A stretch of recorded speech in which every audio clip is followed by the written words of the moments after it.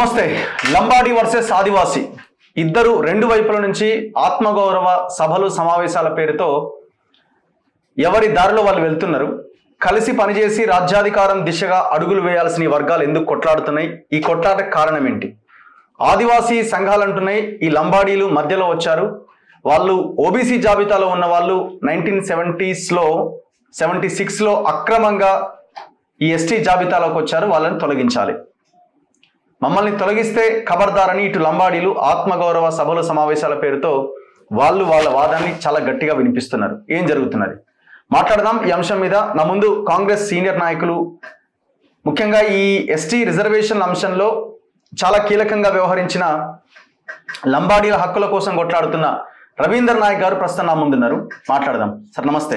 నమస్కారం. సో మీరు చాలా ఇంటర్వ్యూస్ లో చెప్పడం జరిగింది ఈ ఎస్టీలకి రిజర్వేషన్స్ రావడానికి నేనే కారణం, ఆనాడు ఇందిరాగాంధీని ఒప్పించి మేము రిజర్వేషన్లు పెట్టించడం జరిగింది, నేనే అందులో కీలక పాత్ర అని. సో ఇదే విషయం మీద ఆదివాసీ సంఘాల నాయకులు వీళ్ళతో మాట్లాడినప్పుడు వాళ్ళు ఏమంటున్నారంటే 1976లో వీళ్ళంతా అక్రమంగా ఎంట్రీ అయ్యారు, ఇందిరాగాంధీ ఆనాడు మెదక్లో గెలవడం కోసం బీసీలో ఉన్న వీళ్ళని ఎస్టీ జాబితాలోకి తీసుకురావడం జరిగింది, అంతే తప్ప వీళ్ళు అనర్హులు అన్నది వాళ్ళు చేస్తున్న వాదన. మీరేం చెప్తారు? ముందుగా మన తొలి వెలుగు ప్రేక్షకులకు, ముఖ్యంగా రఘు గారికి, వారి బృందానికి వారు చేస్తున్న కృషిని అభినందిస్తూ, ఇంకా భగవంతుడు వారికి ధైర్యం కల్పించాలని నేను మనవి చేస్తూ, థ్యాంక్ యూ. ముందుగా మనము స్వతంత్రం తెచ్చుకున్నది ఈవెన్ మహాత్మా గాంధీ గారు గోచి పెట్టుకొని ఫైట్ చేసినారు, దో హీజ్ అ రిచ్ మ్యాన్. ఎందుకు అంటే నా దేశంలో అత్యధికులు పేదవాళ్ళు, వాళ్ళని బాగు చేసుకోవాలా, మన స్వయం పాలన ఉండాలా, స్వయం సమృద్ధి జరగాలని మనం స్వతంత్రం తెచ్చుకున్నాక బాగుపడుతుంటే మీరు బాగుపడిపోయిన అనడం ఎంతవరకు సబబో ఇది ఒకటి ఆలోచించాలి. రెండవది, అందులోనే స్వతంత్రం వచ్చిన తర్వాత బాబాసాహెబ్ అంబేద్కర్ ఈ యొక్క నిమ్న జాతులు ఉన్నాయి, బీసీలు కానీ, తర్వాత ఎస్సీలు కానీ, ఎస్టీలు కానీ, వీళ్ళను కేటగరైజ్ చేసినారు. ఆ రోజుల్లో ఏమని కేటగరైజ్ చేసినారు? ఈ రాజ్యాంగం ప్రకారం 1947, 48, 50లో యాక్చువల్లీ ఇది ఆ రోజులు ఏమన్నారు దీంట్లో? ఆదివాసులు, ఆదిమ జాతులు, గిరిజనులు, గిరిజన తెగలు, ఆదివాసీ సముదాయాలు అని 705 తెగల్ని గుర్తించినారు ఆ రోజుల్లో.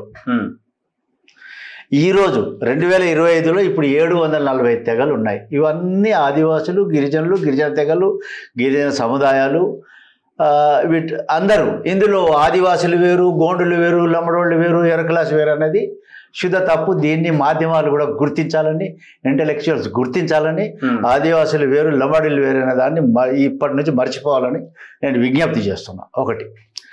రెండవది, ఆ రోజుల్లో ఎప్పుడైతే 56లో మరి ఆ సమయంలో గుర్తించబడినటువంటి దళితులకు ఒక క్రైటీరియా అన్టచబిలిటీ, అస్పృశ్యత, అది ఉంటే వాళ్ళు ఆటోమేటిక్ షెడ్యూల్ కాస్ట్. గిరిజనులు ఏమో 4. ఒకటి separate culture, distinct culture, separate language, then separate మన to mingle with general society, they feel shy, ఆ క్యారెక్టర్ ఉండాలి. దెన్ పోడు కల్టివేషన్, ఈ 4 క్యారెక్టర్స్ ఉండాలి. సో ఆయా రాష్ట్రాల్లో ఆయా తెగలు అక్కడి పరిస్థితులను బట్టి లంబాడీలని ఆంధ్రప్రదేశ్, అప్పుడు తెలంగాణ తప్ప ఆంధ్రప్రదేశ్, ఒరిస్సా, బీహార్, వెస్ట్ బెంగాల్, జార్ఖండ్, ఇక్కడ షెడ్యూల్ ట్రైబ్స్లో ఉన్నారు ఆ రోజుల్లోనే. మిగతాది కర్ణాటక, హిమాచల్ ప్రదేశ్, ఢిల్లీ, రాజస్థాన్లో షెడ్యూల్ కాస్ట్లో ఉన్నారు. అంటే అక్కడి పరిస్థితులను బట్టి, ఆయా పరిస్థితులను బట్టి మరి వాళ్ళు అక్కడ షెడ్యూల్ కాస్ట్కి అయినారు. అదేవిధంగా మహారాష్ట్రలో విజేఎన్టీ, విముక్త జనజాతి నోటిఫైడ్ ట్రైబ్ అని చెప్పేసి విముక్త జాతి పేరుతో ఉన్నారు. మిగతా రాష్ట్రాలనేమో ఓబీసీలో ఉన్నారన్నమాట. రాజస్థాన్, మధ్యప్రదేశ్ ఈ ప్రాంతాల్లో ఓబీసీలో ఉన్నట్టు. ఓబీసీలో అంటే గుజరాత్, రాజస్థాన్, ఉత్తరప్రదేశ్ ఇక్కడ. అయితే ఇక్కడ ఏం జరిగింది? ఇక్కడ బంజారా జాతి ఉపకులాలు ఉన్నాయి, లైక్ బాజీగర్ బంజారా, బాదీ బంజారా, సిరికిబంద్ బంజారా, బామణియా బంజారా, వీళ్ళు షెడ్యూల్ కాస్ట్లో ఉన్నారు. Sub synonyms. బట్ ఓవరాల్గా బంజారా అనేది అక్కడ మిస్ అయింది. అచ్చా, ఇక్కడ తెలంగాణలో ఎట్లా మిస్ అయింది? 41 వరకు నిజాం టైంలో వీళ్ళు గిరిజనులే, దీంట్లో ఎక్కడ డిస్ప్యూట్ కావాల్సిన అవసరం లే. సో ఈ ఆంధ్ర ఏరియాలో ఎట్లా ఉంది అప్పుడు? మద్రాస్ ప్రెసిడెన్సీలో they were treated as schedule tribe. అదేవిధంగా మైసూర్ ప్రెసిడెన్సీలో they were treated as schedule caste. So అదే కంటిన్యూ అయింది. ఆ రోజులు ఎవరు అడిగేవాళ్ళు లేరు, ఎవరు వాళ్ళు ఎదురుగా ఏది వస్తే అదే దాన్ని ముందు పెట్టి రాసేసినారు. దానివల్ల అప్పుడు మిస్ అయినందుకు 1970లో నేను ఇక్కడ హైదరాబాద్ మెడిసిన్ చేయడానికి వచ్చినప్పుడు నా అప్లికేషన్ రిజెక్ట్ చేసినారు. That you are not a schedule tribe, మీ కౌంటర్ పార్ట్ ఆంధ్ర అతన్ని షెడ్యూల్ ట్రైబ్ అని అతనికి ఇచ్చినారు సీటు, నా తోటి వాడిని.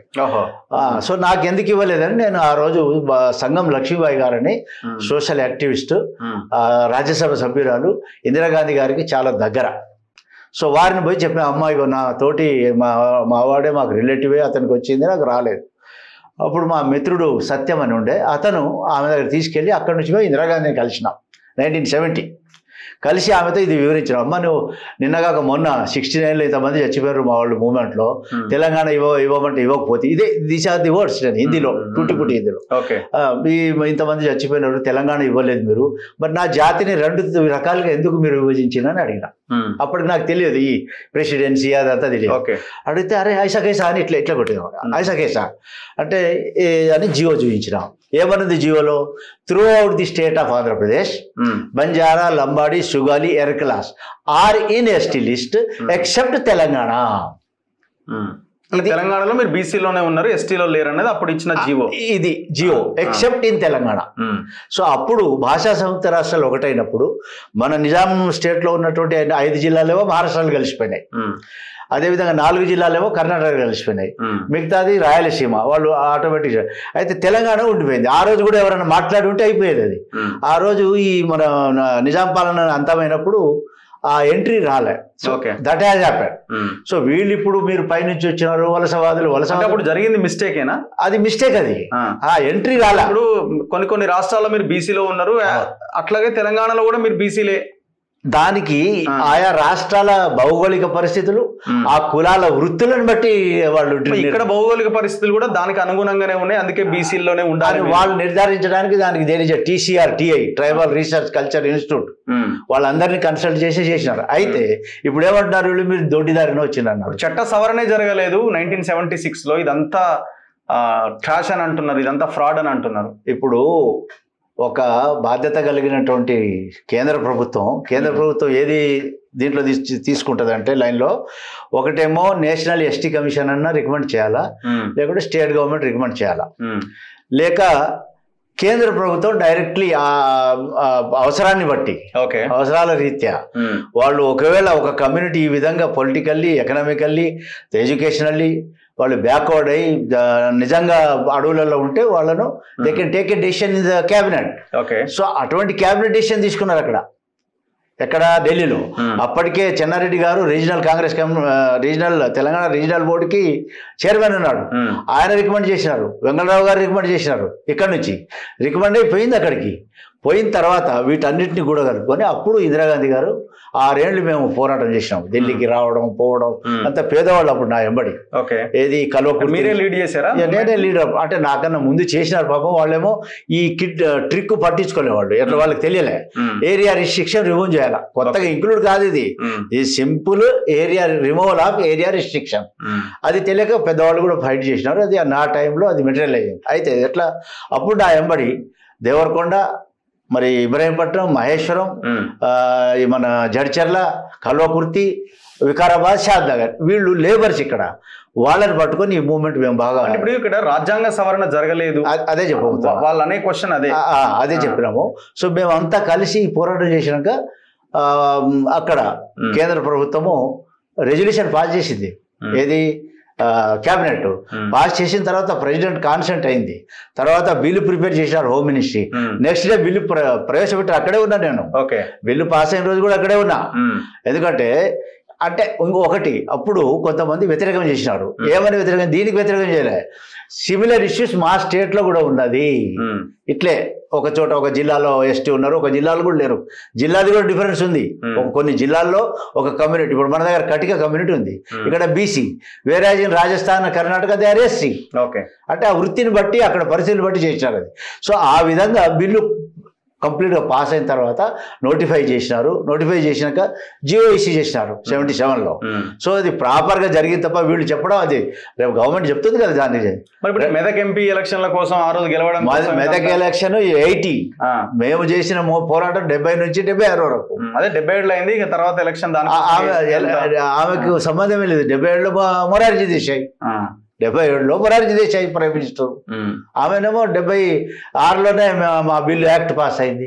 సో ఇది కావాలని వాళ్ళను ఎందుకు దీని మీద నేను క్లారిటీ ఇవ్వాలి ఇప్పుడు దయచేసి మీరు కూడా. ఎందుకంటే మీరు నిజంగా ఇష్యూను లాస్ట్ వరకు పోయి దాన్ని కనుక్కొని దాని మీద యాక్షన్ తీసుకునే దిశగా మీరు నడుస్తున్నారు. అసలు ఇక్కడ ట్రైబల్ ఏరియాలో వీళ్ళు ఉన్నది 12 కాన్స్టిట్యున్సీలే. ఎవరు? ఆదివాసీలా? గోడు కోయాలి. నో, ఆదివాసి అలా ఆదివాసీ. దీంట్లో వీళ్ళు ఆ విధంగా తప్పుగా మాట్లాడదు. ఆదివాసీ వేరు, లంబాడి వేరు కదా. లేదు, ఇది కాన్స్టిట్యూషన్ లో ఎక్కడ ఆ 700 తెగలు ఆదివాసులే. ఆ 705 తెగలు షెడ్యూల్ తెగలే. ఇక్కడ ఆదివాసులు వేరు, గోడులు వేరు, లంబాడులు వేరు లేదు ఇందులో. This is the constitution. కానీ వాళ్ళు కావాలని క్రియేట్ చేసి ఎందుకు క్రియేట్ చేసినారు? ఇప్పుడు ట్రైబల్ ఏరియాలో 170 ల్యాండ్ ట్రాన్స్ఫర్ రెగ్యులేషన్ యాక్ట్, భూ బదలాయింపు చట్టం. ఆ భూములన్నీ బంగారం పండే భూములు, right from Adilabad to Srikakulam వరకు. ఆ భూములన్నీ భూస్వాములు కబ్జా చేసినారు. అది ఒక ఇష్యూ, మెయిన్ ఇష్యూ. రెండవది కలప కాంట్రాక్టర్లు, తర్వాత పెద్ద పెద్ద ప్రాజెక్టులు, మినరల్స్ సంబంధించిన మిడిల్ మెన్ వాళ్ళు ఈ గోండు ఏరియా సమాజానికి సంబంధించిన కొంతమందిని పొలిటికల్ అన్ఎంప్లాయ్స్ని పట్టుకొని వాళ్ళని ప్రలోభ పెట్టి వాళ్ళ ఇష్యూని డైవర్ట్ చేయడానికి. అంటే వీళ్ళు ల్యాండ్ కావాలంటే మరి వాళ్ళ ల్యాండ్ లాగాల 100,000 ఎకరాలు. సో దాని మీద గోండ్లు దృష్టి పెట్టకుండా, వాళ్ళకి ఇతరత్రా జరిగే అన్యాయం మీద దృష్టి పెట్టకుండా, వాళ్ళ అమాయకులే కానీ వాళ్ళని ఏమారుస్తున్నారా? ఇది మెయిన్ ఇష్యూ దీని మీద. అందులో ఆ కమ్యూనిటీలో కూడా పెద్ద లీడర్షిప్ ఉంది. ఇప్పుడు స్వయం బాపురావు ఎంపీ ఆయన అది కొట్లాడే ఒక రోజు కూడా ల్యాండ్ ట్రాన్స్ఫర్ రెగ్యులేషన్ యాక్ట్ మీద మాట్లాడలే బాబురావు. ఎందుకంటే వాళ్ళు ప్రలోభ పెడుతున్నారు. ఒకరోజు కూడా అక్కడ జరిగే పెద్ద పెద్ద ప్రాజెక్ట్స్ కడుతున్నారు, ఆ కాంట్రాక్టర్స్ని అడగలే అతను. అదేవిధంగా కల్ప దొంగలు అడగలే. అదేవిధంగా వీళ్ళకి వచ్చే సబ్సిడీలు అవి సరిగా ఇంప్లిమెంట్ అవుతుంది. లంబాడీలు, గోండులు మీరు చెప్తున్నటువంటి వర్గాలు, మీరు పై స్థాయిలో ఉన్నారా, వాళ్ళు పై స్థాయిలో ఉన్నారా? ఇక్కడ ఒకటి, ఇప్పుడు మీరు తెల్ల బట్టలు వేసుకున్నారా, వాళ్ళు తెల్ల బట్టలు వేసుకున్నారా? ఇప్పుడు ఇక్కడ ఇది క్లారిటీ కావాలా. ఇప్పుడు టోటల్ జనాభా మాది సమైక్యాంధ్రలో 6.38. ఎంత? 6.38. సమైక్యాంధ్రలో 3% కూడా అది ఇంప్లిమెంట్ కాలే. 3.38 ఖాళీగా ఉండిపోయింది.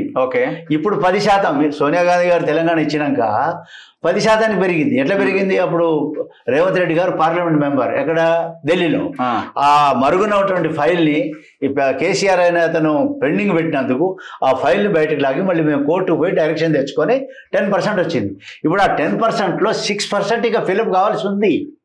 ఒకవేళ లంబాడీలే కనుక ఎక్కువ ఉపయోగించి ఉంటే అది ఆ 10% ఫిలప్ ఎందుకు కాలేదని నేను అడుగుతున్నాను. నెంబర్ 1.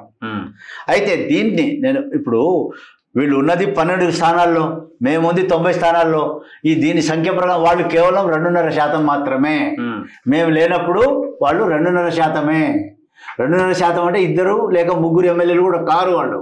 ఇప్పుడు 7 అయినారు. ఇప్పుడు 7 ఎమ్మెల్యేస్, ఒక ఎంపీ అయినాడు. ఎంపీ కాడు వాళ్ళ సంఖ్యతో. మా జనాభా ఎంత? మాది 7%. గిరిజన జనాభాలో మేము 7%. అన్ని తెగలు కలిసి వాళ్ళు 3%. సో 3% ఉన్నవాళ్ళు 7% వాళ్ళని బీకేసేమని చెప్పడం అనేది వాళ్ళు తీసుకున్నారా? అంతే కదా. ఇప్పుడు మా జనాభా ప్రకారం మాకు 7 రావాలా, 8 మాకు రావాలా? అది వచ్చే మీ కావంటున్నారు వాళ్ళు. అసలు మీకు వచ్చే వాళ్ళు చెప్పడానికి వాళ్ళకి హక్కు లేదు. వాళ్ళ దానికి మీరంతా వేరే రాష్ట్రాల నుంచి వలస వచ్చారు, అందుకే ఈ జనాభా పెరిగింది అని వాళ్ళ ఒక స్టేట్మెంట్. మేము వలస వచ్చి ఉంటే మా హతిరామ్ బావాజీ వెంకటేశ్వర స్వామితో పాచికలాడి అక్కడ మఠం ఉండదు, ఆ పని అక్కడ జరగదు. ఈ రోజు కూడా అక్కడ 2450 ఎకరాల భూమి ఆ రోజుల్లో. నిజాం నవాబు ఇక్కడ బంజారా దర్వాజా కట్టించడం ఒట్టిగా మా వాళ్ళు ఇక్కడ బంజారా హిల్స్ లో క్యాంప్ చేసి, అంటే అప్పుడు మాకు క్యాంపులు ఉండేది. తర్వాత అవి తండాలుగా మారినాయి. అవి తండాలన్నీ ఇప్పుడు అడవుల్లోనే ఉన్నాయి. కొంతమంది వలస వచ్చిన వాళ్ళు ఉన్నారు కదా, మీరు ఎవరు ఒకరిద్దరు ఇక్కడ పోటీ చేసినప్పుడు ఆయన ఎస్టీ కాదు, ఆయన రాథోడ్ ఎక్కడి నుంచో వచ్చిందని దానికి కంప్లైంట్ చేసిన వాళ్ళు కూడా ఉన్నారు కదా. దానికి ఉదాహరణ ఈ వాళ్ళు కూడా కొట్లాడిరు. నేను కూడా మహారాష్ట్రలోనే పెళ్లి చేసుకున్నా, బార్డర్ విలేజ్. అయితే మా మామగారు వాళ్ళందరి ఆస్తులన్నీ మొదటి ఫ్రమ్ ది బిగినింగ్ ఆదిలాబాద్ లో ఉన్నాయి. ఆదిలాబాద్ వాళ్ళు అంటే అరెస్ట్ వెళ్ళి నిజాం స్టేట్ వాళ్ళు. ఎవరు వలస వస్తే మనకు పీసా చట్టం ఉంది, 2005 FRA చట్టం ఉంది. దీని గురించి బాబురావు ఎప్పుడు మాట్లాడే, పీసా చట్టం గురించి మాట్లాడాలి కదా. రెవెన్యూ ఏం చేస్తుంది, రెవెన్యూ డిపార్ట్మెంట్ వలస వస్తుంటే ఇప్పుడు వలసలు ఎంతమంది రావడంలే. బంగ్లాదేశ్ నుంచి రోహింగ్యాలు వచ్చి కాలనీలు కట్టుకున్నారు, ఇక్కడ కట్టుకోలేదా? వాళ్ళు వలసవాదులు. మేము ఇక్కడ ఉండేవాళ్ళం అండి, బంజారా హిల్స్ వచ్చిపోయే వాళ్ళము. వాళ్ళ భూములు ఉన్నాయి ఇక్కడ, నిజాం స్టేట్లో వాళ్ళ భూములు ఉన్నాయి. హైదరాబాద్లో మహారాష్ట్రియన్స్ ఎంతమంది ఉన్నారు? 5% మహారాష్ట్రియన్స్ ఉన్నారు ఈరోజు. మీరు అడగండి, వామన్ నాయక్ డిప్యూటీ స్పీకర్ ఉండే ఇక్కడ మహారాష్ట్ర బ్రాహ్మణ్. మరి అంటే అప్పుడు మీరు అసలు వలసవాదులు అంటే ఎట్లా? ఇది చాలా తప్పుగా వాళ్ళు ఇది చేస్తున్నారు. మీకు చేతనైతే, వాళ్ళకి చేతనైతే వాళ్ళని ఎవరైతే ఎక్స్పోజ్ చేస్తున్నారో ఈ మిగతా మా రిజర్వేషన్లు ఏవైతే ఉన్నాయో వాటిలో వీళ్ళకి స్పెషల్ ప్యాకేజెస్ ఇవ్వాలా.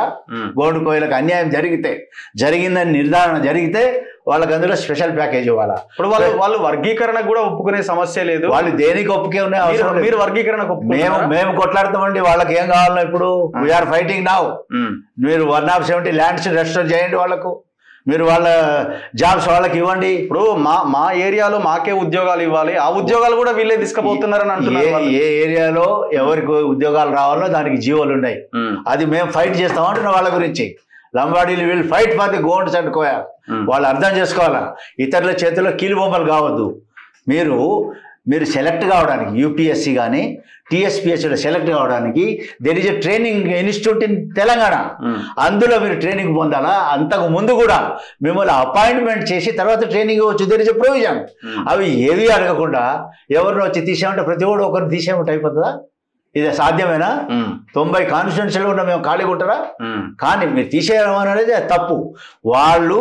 వాళ్ళ అసలు మూల సమస్యల్ని డైవర్ట్ చేయడానికి ఉపయోగించుకునే టూల్స్ వీళ్ళంతా.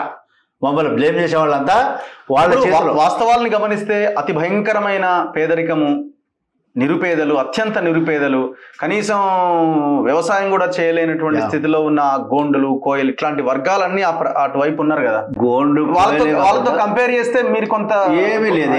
ఏవో నలుగురు తెల్లబట్టలు వేసుకుంటే ఉద్యోగాలు వచ్చిన వాళ్ళు మీ దాంట్లోనే ఉన్నారు. యూపీఎస్సీ సెలెక్ట్ చేసుకుంటారా? యూపీఎస్సీ ఆఫీసర్లు మీరే యూపీఎస్సీ డైరెక్ట్ సెలెక్ట్ చేసుకుంటారా? డైరెక్ట్ చేస్తారంటే ఓకే. ఎంతమంది లంబడోళ్ళని డైరెక్ట్ చేసిన మాకంటే మీరు ఉన్నత వర్గం అంటారు. వాళ్ళు ఏది ఉన్నా కూడా ఇది యూపీఎస్సీ క్వాలిఫై కావాలి కదా, టీఎస్పీఎస్సీలో క్వాలిఫై కావాలి కదా. మీరు కాలేకపోతున్నారు కాబట్టి మీకు ప్రొవిజన్ ఉంది అంటున్నా నేను. ప్రొవిజన్ ఉంది అండ్ స్పేస్ ఉంది, 6% ఇంకా ఉంది. బాబురావు మేము కలిసి దాని గురించి ఫైట్ చేయాలా. ముఖ్యమంత్రి రెడీగా ఉన్నాడు మాకు హెల్ప్ చేయడానికి. కానీ ఆయన అది మాట్లాడు ఎంతసేపు. అప్పుడు బీజేపీలో ఉన్నప్పుడు, ఎంపీగా ఉన్నప్పుడు కూడా ఇదే గొడవ. ఆయన ఎప్పుడైతే అన్ఎంప్లాయ్ అవుతాడో, రాజకీయ అన్ఎంప్లాయ్, పొలిటికల్ అన్ఎంప్లాయ్, అప్పుడు ఇది తీస్తూ ఉంటాడు. సో ఇది చాలా తప్పు. వీళ్ళు పార్టీ అభిప్రాయం ఏంది? మీరు కాంగ్రెస్ లో ఉన్నారు కదా, మీ ముఖ్యమంత్రి ఆలోచన ఏంది? ఇచ్చిందే కాంగ్రెస్. సుప్రీంకోర్టుకి ఏం చెప్పింది? ఇచ్చిందే కాంగ్రెస్. బిల్లు పాస్ అయిందే కాంగ్రెస్ టైంలో. ప్రాపర్ జవాబు ఇస్తున్నారు. Government is there. మరి మీరు ఇంతవరకు మీ ఎంపీలు కానీ, ఎమ్మెల్యేలు కానీ, మినిస్టర్స్ మీరంతా ఎవరైతే ఉన్నారో వాళ్ళంతా ఒక తాటిపైకి వచ్చి ఇది మా ఒపీనియన్ ఎందుకు చెప్పలేకపోతున్నారు? ఒపీనియన్ ఎవరికి చెప్పాలా? మేము వీళ్ళకి చెప్పాల్సిన అవసరం లేదు. గవర్నమెంట్ బిల్లు గవర్నమెంట్ తీసుకుంది, గవర్నమెంట్ ఇంక్లూడ్ చేసింది, గవర్నమెంట్ ఇస్తుంది జవాబు. కానీ దానికి మేమేమంటున్నాం అంటే వాళ్ళకి ఏ ఫీల్డ్లో నష్టం జరిగిందో దాని గురించి కూడా మేము ఫైట్ చేస్తాం. కానీ ఇద్దరు కాంగ్రెస్ లో ఉన్నారు. తెల్లం వెంకటరావు కాంగ్రెస్, ఇంకా రాలేదు. తెల్లం వెంకట ఇంకా టెక్నికల్ గా బీఆర్ఎస్ అంటున్నాడు కదా. సో అదంతా ఆ పంచాయతీ. అయితే వీళ్ళు వాళ్ళ చేతిలో ఏది అక్కడి భూస్వాములు, మిడిల్ మెన్, ఎక్స్ప్లాయిటర్స్ ఎవరైతే ఉన్నారో వాళ్ళ చేతిలో వీళ్ళు కీలుబొమ్మలే ఆడుతున్నారు.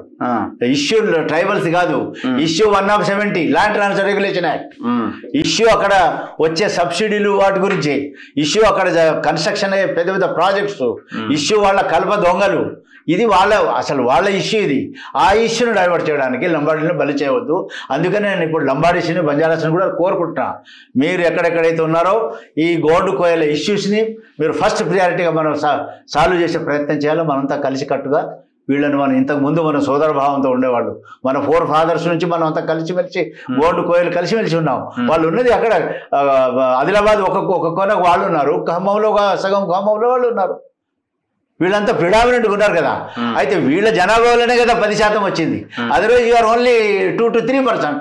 సో హౌ కెన్ యూ మనకు రిజర్వేషన్ ఎట్లా వస్తుంది? జనాభా ప్రాతిపదికనే మనకు రిజర్వేషను, జనాభా ప్రాతిపదికనే బడ్జెట్. మరి అట్లాంటప్పుడు ఒకరి హక్కు ఒకరు తీసుకుంటారు అనేది ఇది తప్పు. బట్ మీకు ఎక్కడైతే అనుమానం ఉందో యూపీఎస్సీ టీఎస్పీఎస్సీ దానికి మీరు ఎలిజిబుల్ కావడానికి మిమ్మల్ని ముందు అపాయింట్ చేసి training, in service training, there is a provision, in service training ఇచ్చి ఆ మిగతా 6% ఏదైతుందో ఈ వీళ్ళ గురించి సింపతి చూపించేవాళ్ళు ఆ మూర్ఖులు ఈ పని చేయాలంటున్న వాళ్ళు. సో చివరికి ఏడికి పోతుంది అనుకుంటున్నారు మీరు? ఎక్కడ చాలా మంచి అంశంగా కనబడుతుంది. మన ప్రభుత్వం ఎవరికి వాళ్ళు అనుకుంటా ఉంటే మధ్యలో ఎవరికి వాళ్ళు రాజకీయం చేసుకుంటే మన రేవంత్ రెడ్డి గారి ప్రభుత్వం, కాంగ్రెస్ ప్రభుత్వం, సోనియా గాంధీ గారు ఉన్నారు, న్యాయం చేస్తారు, అందరికి న్యాయం జరుగుతుంది. వాళ్ళు అటువైపు నుంచి జరిగే పోరాటం మీకు ఏమైనా ఎఫెక్ట్? అది పోరాటమే కాదు, అది వాళ్ళకు ఉంది, ప్రొవిజన్ ఉంది అంటున్నా నేను. ఇది again I'm requesting them, there is a provision, still we have 6% reservation. ఎక్కడైనా మీకు నిర్ధారణ జరగాల, ఏది ఇక్కడ అన్యాయమైంది, నాకు ఇక్కడ అన్యాయమైంది, అక్కడ ఇప్పుడు మీకు ప్రొవిజన్ ఉంది.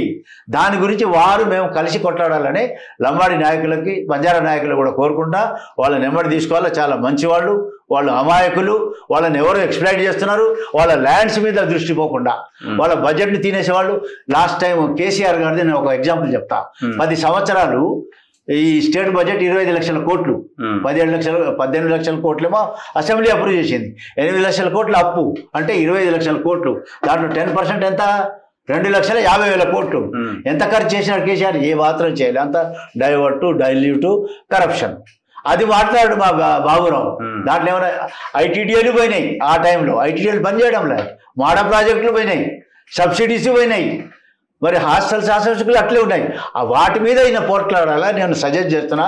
మిస్టర్ బాబురావు మీరు బయట ఉన్నారు, అదేవిధంగా తెల్ల వెంకట్రావు మీరు ఎమ్మెల్యేగా ఉన్నారు, మీరు మాట్లాడండి. ఐటీడీఎస్ ఏం జరుగుతుంది? ఐటీడీఏలు, మాడాలు, పీటీజీలు, డిటీజీలు, ట్రిమ్కోలు, స్పెషల్ సెంట్రల్ అసిస్టెన్స్ కింద 275(1) కింద వచ్చే సబ్సిడీలు, international fund for agriculture development, ఇవన్నీ ఎక్కడ పోయినాయి? కేసీఆర్ అన్నింటినీ క్లోజ్ చేసి ట్రైబల్ డెవలప్మెంట్ ఫండ్ బట్టి డబ్బులంతా దొబ్బుకోపోయినాడు. దాని గురించి మాట్లాడారు తెల్ల వెంకటరావు, ఆయనకు దమ్ముంటే. ఇదేంటి ఇది ఇష్యూనా? ఇది 10 మంది ఉద్యోగాలు తీసుకోవచ్చు లంబాడీలు. మీకు ఇవ్వడానికి ఉంది కదా 6% ఇంకా. సో దీని మీద వాళ్ళు పనిచేయాలని నేను వాళ్ళను రిక్వెస్ట్ చేస్తున్నా. ఎల్ల వెంకటరావు గారికి, బాబురావు గారికి కలిసి కట్టుగా మీ ఇష్యూస్ మీద మీ 170 అనగానే తెలుస్తుంది వాళ్ళకు, కదిలిపోతారు వాళ్ళు. ఓకే. సో దీన్ని దయచేసి మా లంబాడీ నాయకులు కూడా అర్థం చేసుకొని వాళ్ళ సమస్యల మీద ఫైట్ చేయాలని నేను కోరుకుంటున్నాను. Thank you very much Ravindra Nayak గారు. Thank you. సో ఇది రవీంద్ర నాయక్ గారితో స్పెషల్ ఇంటర్వ్యూ. చూద్దాం భవిష్యత్తులో ఏం జరుగుతుందో. ఏదేమైనా అందరూ కలిసి పనిచేయాలి. ఖచ్చితంగా ఇష్యూస్ ఉన్నాయి, లేదు అని చెప్పడానికి కూడా లేదు. ఆ ఇష్యూస్ని కలిసి కూర్చొని సార్ట్అవుట్ చేసుకోవాల్సిన అవసరం ఉన్నది. ఈ గొడవలు పెట్టుకుంటే పైన ఉన్నవాడికి, అధికారంలో ఉన్నవాడికి ఇంకా అది ఉపయోగపడుతుంది తప్ప లాభం వాడికి, నష్టం మనకి. సో దయచేసి ఆలోచించాల్సిన అవసరం ఉంది. చూస్తూనే ఉండండి మన తొలి వెలుగు.